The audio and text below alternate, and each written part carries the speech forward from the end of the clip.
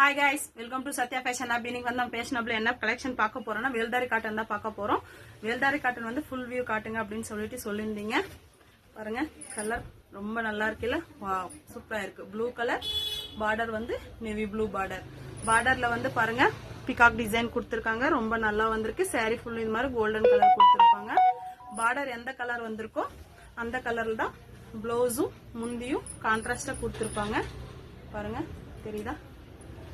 இது வந்து ரொம்ப சாஃப்டா இருக்கு. நம்ம வித் ப்ளவுஸோட 799 தான் கொடுத்துட்டு இருக்கோம்.